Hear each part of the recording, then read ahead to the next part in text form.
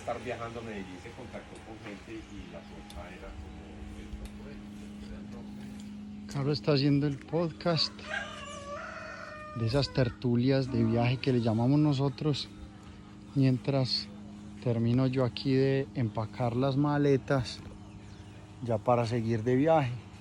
Esto es Sahagún y vamos hacia el sur para volver nuevamente a entrar a Antioquia.